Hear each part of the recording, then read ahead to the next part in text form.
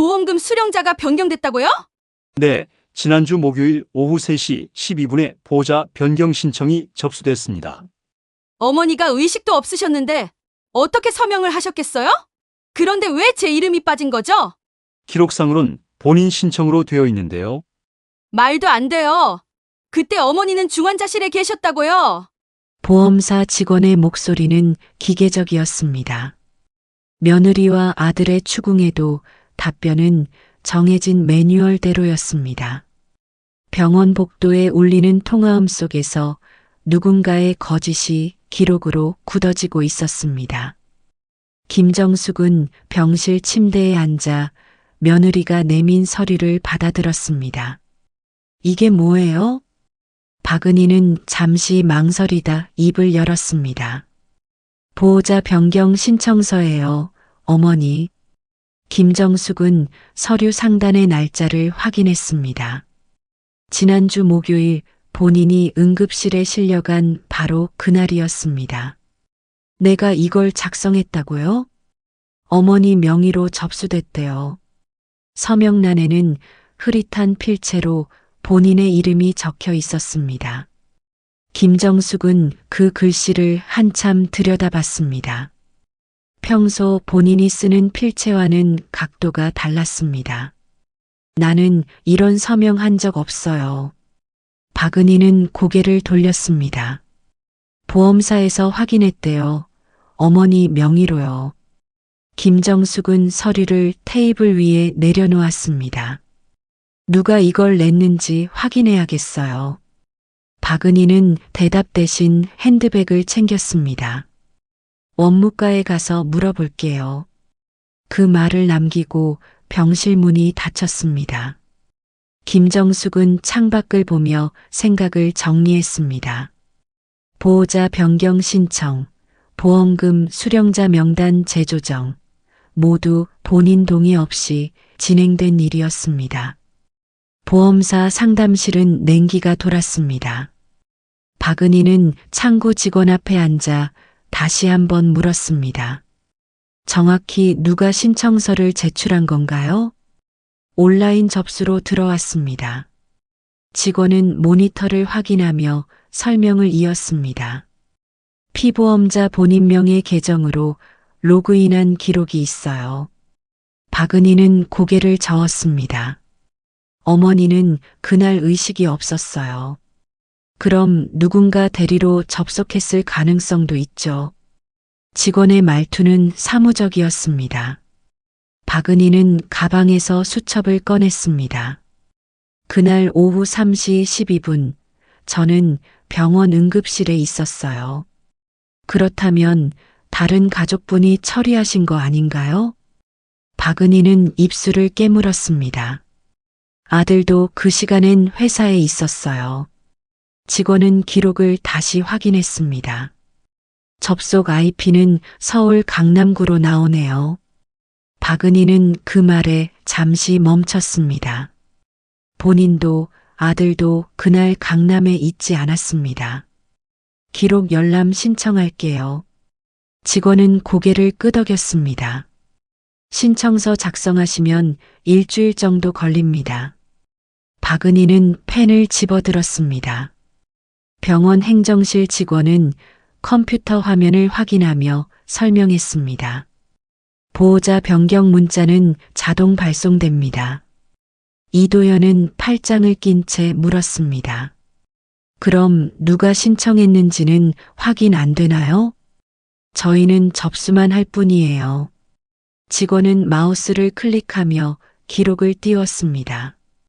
신청 경로가 보험사 시스템이면 병원에선 확인이 어렵습니다. 이도연은 한숨을 내쉬었습니다. 그럼 누가 서류를 냈는지 알 수 없다는 거네요. 보험사에 문의하셔야죠. 이도연은 휴대폰을 꺼내 보험사 번호를 눌렀습니다. 통화 연결음이 길게 이어졌습니다. 고객님, 해당 건은 본인 신청으로 확인됩니다. 이도연은 목소리를 높였습니다. 어머니가 의식 없는 상태에서 어떻게 신청을 하셨겠어요? 기록상으론 본인 계정 로그인이 맞습니다. 이도연은 통화를 끊었습니다. 병원 복도에 서서 문자함을 다시 확인했습니다. 보호자 변경 알림은 한 통이 아니었습니다. 같은 날 오후 3시 10분 또 다른 알림이 있었습니다. 이도연은 화면을 확대했습니다. 두 건의 신청이 거의 동시에 접수된 기록이었습니다. 이도연은 휴대폰 화면을 응시했습니다. 오후 3시 10분 접수 알림, 오후 3시 12분 접수 알림. 두 건 모두 보호자 변경 신청이었습니다. 하나는 병원 시스템, 하나는 보험사 시스템이었습니다. 누가 두 번 신청을 낸 거야? 이도연은 며느리에게 전화를 걸었습니다. 형수님, 혹시 그날 보험사랑 병원에 각각 신청 넣으셨어요? 아니요, 저는 아무것도 안 했어요. 박은희의 목소리는 단호했습니다. 그럼 누가 낸 거죠? 이도연은 문자 발신 번호를 확인했습니다. 병원 대표 번호와 보험사 고객센터 번호였습니다. 두 곳에서 동시에 접수 알림이 왔어요. 그럴 리 없어요. 저는 한 번도 신청 안 했다니까요. 이도연은 통화를 끊고 기록을 다시 정리했습니다. 같은 시간대 서로 다른 시스템, 동일한 내용의 신청서, 누군가 의도적으로 이중 접수를 한 것이 분명했습니다. 어머니 계정으로 접속했다는데 비밀번호를 아는 사람이 누구지? 이도연은 병실로 향했습니다.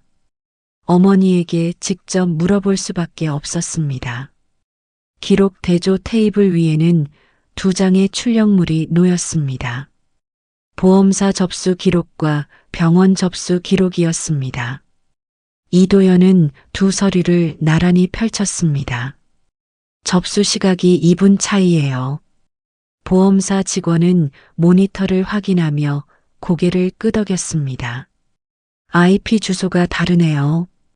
뭐라고요?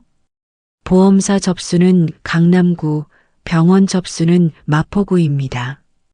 이도연은 서류를 다시 확인했습니다. 그럼 두 명이 각각 신청을 낸 건가요? 직원은 접속 로그를 출력했습니다. 보험사 쪽은 피보험자 본인 계정, 병원 쪽은 보호자 계정이에요. 이도연은 숨을 고르며 물었습니다. 보호자 계정은 누구 명의죠? 박은희님으로 등록되어 있습니다. 이도연은 입술을 깨물었습니다.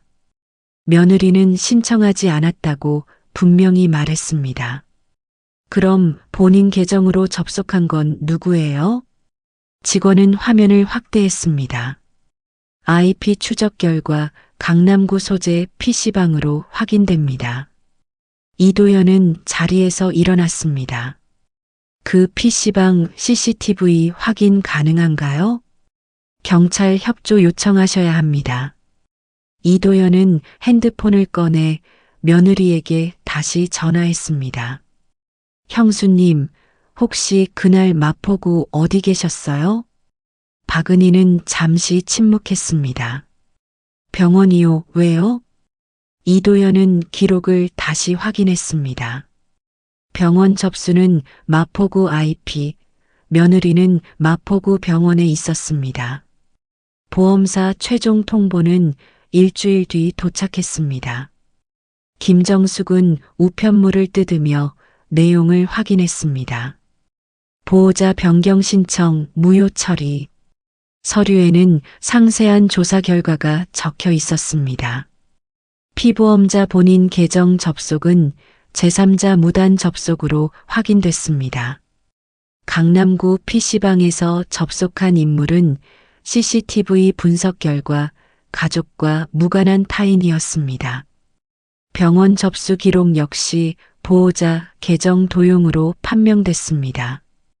누군가 며느리의 계정 정보를 빼내 접속한 것이었습니다. 보험금 수령자 명단은 원래대로 복원됐습니다. 김정숙은 서류를 접으며 한숨을 내쉬었습니다. 결국 누가 한 건지도 모르고 끝나는 거네요. 이도연은 고개를 저었습니다. 경찰 조사 중이래요. 시간 걸릴 거예요. 박은희는 아무 말 없이 창밖을 바라봤습니다. 본인 계정이 도용됐다는 사실에 분노보다는 허탈함이 컸습니다. 어머니, 비밀번호 바꾸셔야 해요. 김정숙은 고개를 끄덕였습니다. 이미 다 바꿨어요. 보험사는 재발 방지를 위해 본인 인증 절차를 강화하겠다고 통보했습니다. 하지만 이미 벌어진 일은 기록으로 남았습니다. 누군가의 악의가 서류 한 장으로 가족을 의심하게 만들었습니다. 보호자 변경 서류는 무효 처리됐지만 이 사건이 남긴 불씨는 쉽게 지워지지 않았습니다. 비슷한 수법의 계정 도용 사건은 그 뒤로도 계속 발생했습니다.